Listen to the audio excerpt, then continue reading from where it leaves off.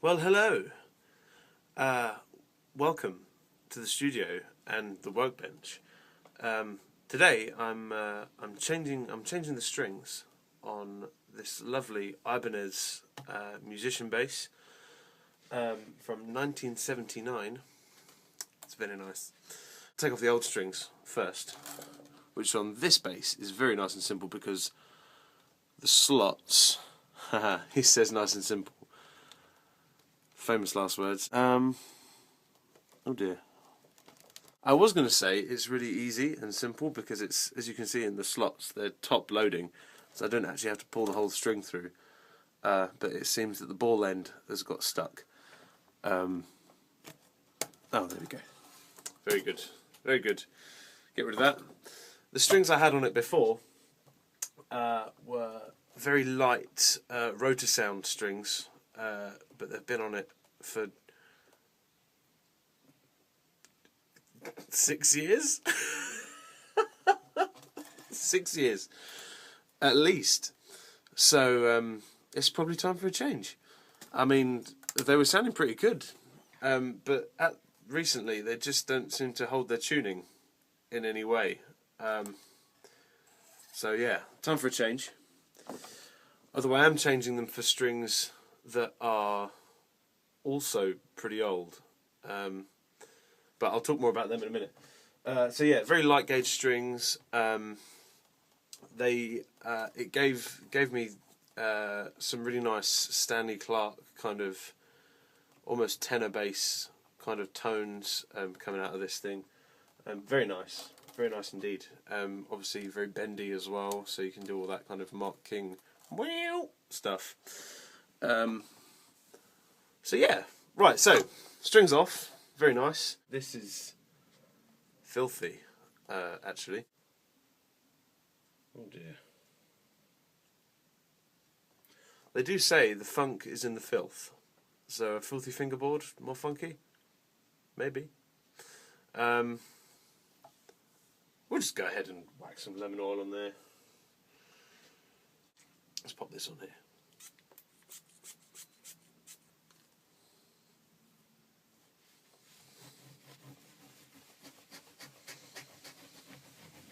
This should come up very nicely. Very shiny. Oh yeah.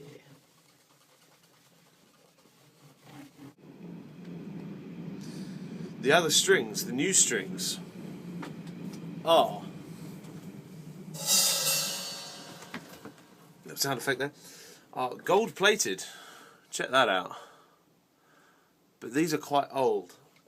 So what I've done is boiled them, and then I sprayed WD-40 on them, and then gave them a good clean. And now that they're much shinier than they were before, they actually went rusty, a little bit rusty. Gold? Rust? What's that all about?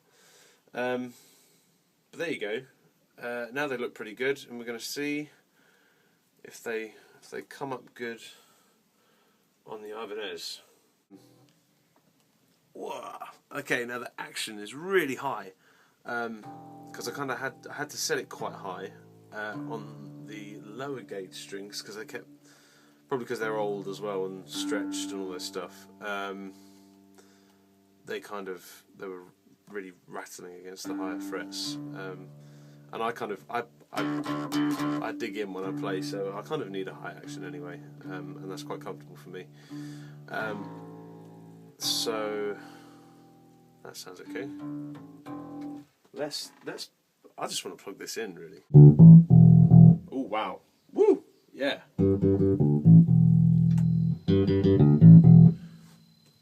I have really bad electrics in here, so that's the buzz. Oh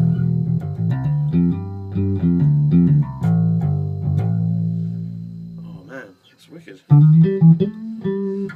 Whoa. Okay, now the action's really high.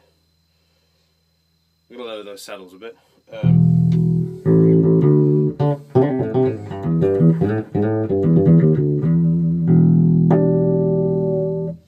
So we've got some nice tones.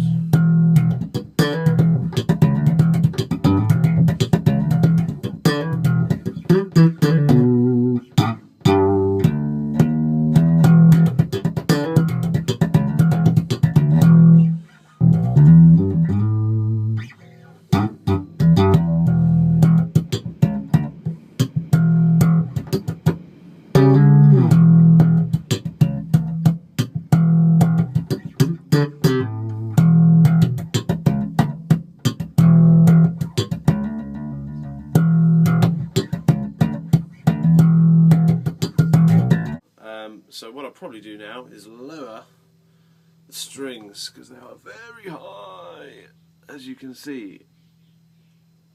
Oh yes. So let's do that and come back.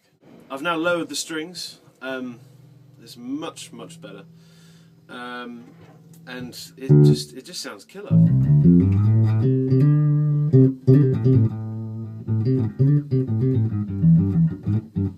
So yeah, really the question I was trying to answer by doing this was, is it worth keeping strings, boiling strings, putting them on, you know, several instruments? It's worth doing. It certainly is.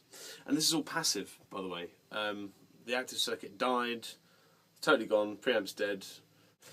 But it's still just an awesome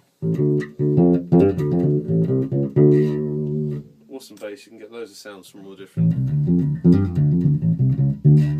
awesome sounds from all the different pickup combinations.